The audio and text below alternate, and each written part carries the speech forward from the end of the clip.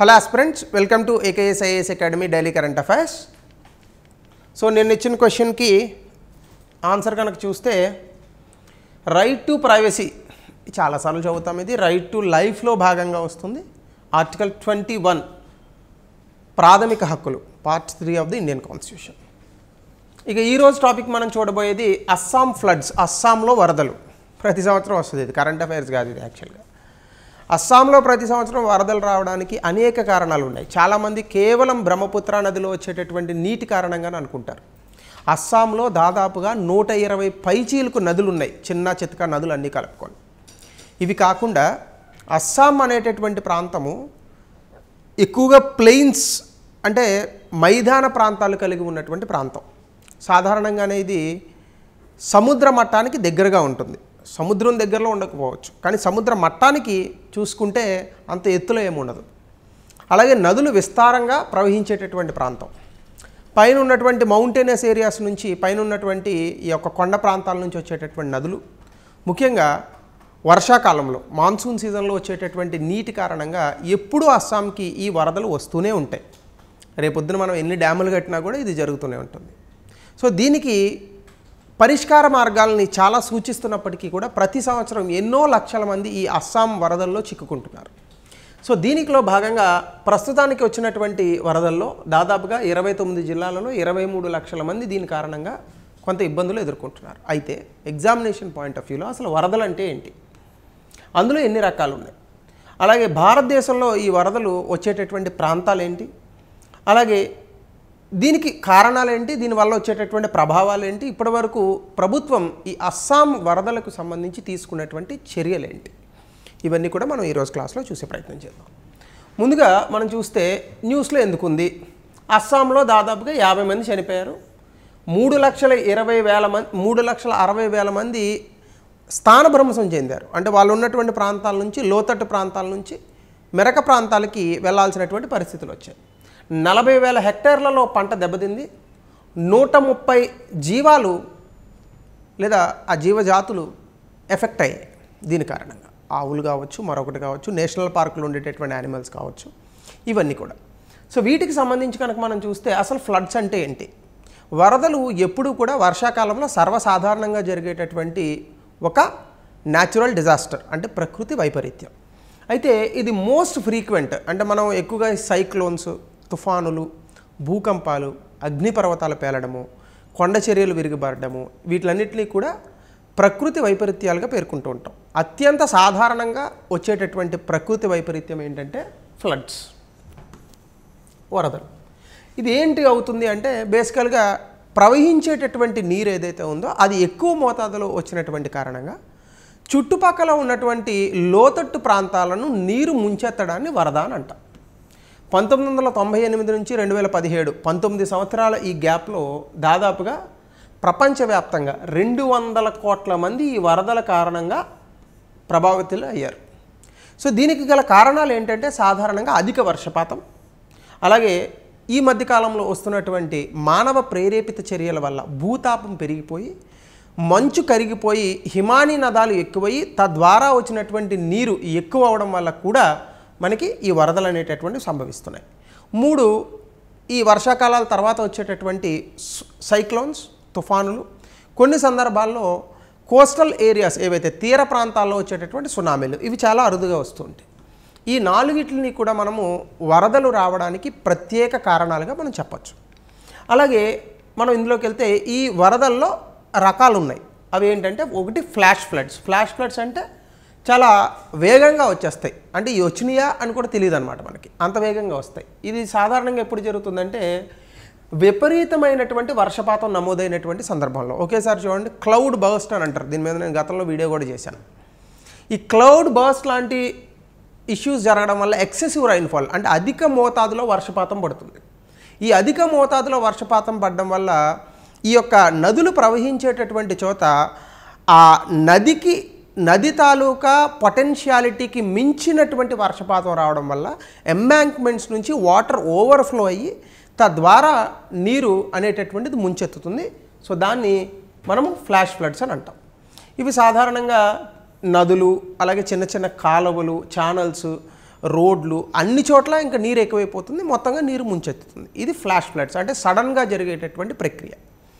2 river floods. ఎప్పుడైనా కన్సిస్టెంట్గా అంటే చాలా రోజుల పాటు వర్షపాతం కనుక నమోదైతే, ఈ వర్షపాతం నమోదైనటువంటి చోట ఒక నది కనుక ఎక్కువగా ప్రవహిస్తూ ఉంటే, ఈ వర్షపాతం కారణంగా వచ్చినటువంటి నీరంతా కూడా నదిలోకి వచ్చి వేగంగా ప్రవహించడము, అలాగే నది తనకున్నటువంటి కెపాసిటీ కన్నా వాటర్ని హోల్డ్ చేయలేనటువంటి పరిస్థితుల్లో దీర్ఘకాలికంగా పడినటువంటి వర్షపాతం వల్ల నదిలో నీరు ఎక్కువై తద్వారా లోతట్టు ప్రాంతాలను కనుక ముంచెత్తితే దాన్ని రివర్ ఫ్లడ్స్ అని అంటారు. అంటే నదుల కారణంగా వచ్చేటటువంటి వరదలు. సాధారణంగా ఫ్లడ్స్ అన్నీ కూడా అలాగే వస్తాయి అనుకోండి, బట్ రివర్ ఫ్లడ్స్ అంటే ఎక్కువగా కన్సిస్టెంట్ రైన్ కానీ, అంటే దీర్ఘకాలికంగా వర్షపాతం కానీ, లేదా మంచు కరిగి అధిక మోతాదులో నదిలోకి నీరు ప్రవహించడం వల్ల, ఈ 2 కారణాల వల్ల వచ్చేటటువంటి దాన్ని రివర్ ఫ్లడ్స్ అని అంటారు. ఇక 3 తీర ప్రాంతాల్లో వచ్చే వరదలు, ఇవి కోస్టల్ ఫ్లడ్స్. ఇవి సర్వసాధారణంగా తుఫాన్లు కానీ సునామీలు కానీ ఈ 2 కారణాల వల్ల వచ్చేటటువంటి ఫ్లడ్స్ ఏవైతే ఉన్నాయో వాటిని మనం కోస్టల్ ఫ్లడ్స్ అని అంటాం. ఇవి టైప్స్. అయితే ఇందులోకి వెళ్తే కనుక మనం ఇండియాలో ఉన్నటువంటి పరిస్థితుల్లో భారతదేశంలో ఉన్నటువంటి మొత్తం జాగ్రఫికల్ ఏరియా ఏదైతే ఉందో, మొత్తం జాగ్రఫికల్ ఏరియాలో అంటే 329 మిలియన్ హెక్టేర్లలో 40 మిలియన్ హెక్టేర్లు దాదాపుగా వరదలకు గురయ్యేటటువంటి అవకాశం ఉంది. దీని కారణంగా మనకి ఏమవుతుందంటే బేసికల్గా ఒకటి మనుషులు చనిపోయేటటువంటి అవకాశం ఉంది, కొంత ప్రాపర్టీ డ్యామేజ్ అవుతుంది, ఎక్కువగా పంట నష్టం అనేటటువంటి జరుగుతుంది. అయితే ఫ్లడ్ రిలేటెడ్ డ్యామేజెస్ ఈ మధ్య కాలంలో చాలా ఎక్కువ పెరుగుతున్నాయి. 1996 నుంచి 2005 ఈ రెండింటి మధ్యకాలంలో 9 నుంచి 10 సంవత్సరాల సమయంలో దాదాపుగా 4745 కోట్లు. గతంలో 53 సంవత్సరాలకు అంటే 1996 ముందు 53 సంవత్సరాలలో మనకు అయినటువంటి లాస్ కేవలం 1805 కోట్లు. కానీ కేవలం ఈ 10 సంవత్సరాల్లో వచ్చిన లాస్ ఫ్లడ్స్ వల్ల 4745 కోట్లు. అంటే ఏ రకంగా మనకు వరదలు ఎంత ఇబ్బందులకు గురి చేస్తున్నాయి, ఎంత ఆస్తులను నష్టం కలిగిస్తున్నాయి అనేది మనం ఈ పాయింట్ ద్వారా అర్థం చేసుకోవచ్చు. అలాగే ఇంకా లోపలికి వెళ్తే కనుక flood prone areas in India, భారతదేశంలో ఏ ప్రాంతాలకు ఎక్కువగా వరదలు వచ్చే అవకాశం ఉంది? భారతదేశంలో ఎక్కువగా వరదలకు గురయ్యేటటువంటి ప్రాంతం ఉత్తరప్రదేశ్. ఎందుకంటే ఇక్కడ గంగా యమున అనేటటువంటి 2 జీవనదులు ఉన్నాయి. ఈ 2 ఎక్కువగా ప్రవహించేటటువంటి పరివాహిక ప్రాంతం, ముఖ్యంగా మైదాన ప్రాంతాలన్నీ కూడా ఉత్తరప్రదేశ్లోనే ఉన్నాయి. ఈ రెండింటి మధ్య ఉన్నటువంటి ప్రాంతాలను కూడా గంగా యమున దోబ్ అని అంటారు. ఇలా యమునా నది, గంగా నది, ఇక్కడ యమునా నది వస్తే ఈ మొత్తం ప్రాంతం అంతా కూడా గంగా పరివాహక ప్రాంతం, కిందకు వస్తే కొంచెం యమునా పరివాహక ప్రాంతం. ఈ మధ్యలో చాలా వరదలు వచ్చేటటువంటి అవకాశం ఉంటుంది. 2 బీహార్, ఎందుకంటే ఇదే నది మళ్ళీ ఇటు వెళ్తుంది. ఇక్కడ కూడా సోను ఇలాంటి కొన్ని నదులు ఉన్నాయి, బేత్వా ఇలాంటి నదులు. ఇందులోంచి వచ్చేటటువంటి నీరు, పైనుంచి వచ్చేటటువంటి మరికొన్ని హిమాలయ పర్వతాల నుంచి వచ్చేటటువంటి కొన్ని కోసి లాంటి రివర్స్, ఇవన్నీ కూడా బీహార్ని కూడా ముందెచ్చుతూ ఉంటాయి. సో యూపీ తర్వాత ఎక్కువగా బీహార్ కూడా ఇబ్బందులు పాలవుతుంటుంది. 3 పంజాబ్, పేర్లోనే ఉంది కదా పంజాబ్ అంటే 5 నదుల కలయిక. సో ఆబ్వియస్గా అందులో ఉండే ఇండస్, జీలం, చిన్నాబ్, రవి, బియాస్, సట్లజ్ ఇవన్నీ కూడా హిమాలయ ప్రాంతాల నుంచి వచ్చేటటువంటి మంచు పర్వతాలు కరగడం వల్ల వచ్చేటటువంటి నీరే ఎక్కువగా ఉంటుంది. ఈ మధ్యకాలంలో మన దెబ్బకి అంటే మానవుల దెబ్బకి మంచు పర్వతాలు వేగంగా కరుగుతున్నాయి కాబట్టి చాలా వేగంగా నదులు ప్రవహిస్తుంటాయి. సో పంజాబ్ కూడా ఒక ఆన్సర్. రాజస్థాన్, చాలామంది రాజస్థాన్ ఉండదని అనుకుంటారు, కానీ ఈస్టర్న్ పార్ట్ ఆఫ్ రాజస్థాన్లో మనకి చాలా నదులు ఉన్నాయి. మీరు ఆల్రెడీ చదువుకుని ఉంటారు, కాళీ ఇలాంటి నదులు అవన్నీ ప్రవహిస్తూ ఉంటాయి. సో ఇక్కడ ఈస్టర్న్ పార్ట్ ఆఫ్ రాజస్థాన్లో చాలా వేగంగా వరదలు వస్తాయి. ఎందుకు అంటే మనకి బేసికల్గా రాజస్థాన్ అంతా కూడా ఎడారి, అంతా కాదు చాలా వరకు ప్రాంతం. ఈ ఎడారిలో మీకు ఇసుక ఉంటుంది, ఇసుక కింద మీకు జిప్సం ఉంటుంది. ఈ జిప్సం ఏమవుతుందంటే ఎడారిలోకి ఒకేసారి నీరు ప్రవహిస్తే ఆ నీరు భూమిలోకి ఇంకిపోదు. దానివల్ల భూమిలో కనుక నీరు ఇంకకపోతే, కిందకి వెళ్ళకపోతే ఏమవుతుంది, మీకు పైన ఉపరితలం మీద ప్రవహిస్తుంది. సో దీని కారణంగా ఏమవుతుందంటే పైన ఇసుకున్నా మీరు నీరు పోస్తే ఇసుకలోకి వెళ్తుంది, కానీ అది కొంతవరకే, కింద జిప్సం ఉంటుంది.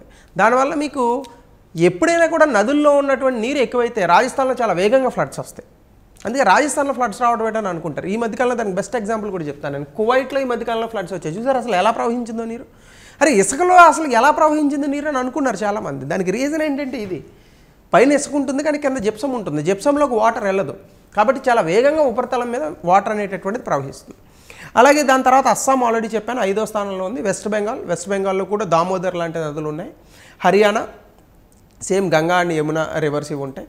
ఒడిశా 9వ స్థానంలో ఆంధ్రప్రదేశ్. తెలంగాణ మీకు ఎక్కడ కూడా కనిపించదు, ఎందుకంటే తెలంగాణలో వరదలు సాధ్యమైనంత వరకు రావు, ఎందుకంటే అది పీఠభూమి కాబట్టి. అయితే హైదరాబాద్లో వస్తున్నాయి వరదలు, ఎందుకంటే మనం దిక్కుమాలిన బిల్డింగ్లు డ్రైనేజీలకు అడ్డంగా కట్టేస్తుంటే వరదలు రాకపోతే ఏం వస్తాయి, మరి అవే వస్తాయి. So this is the thing.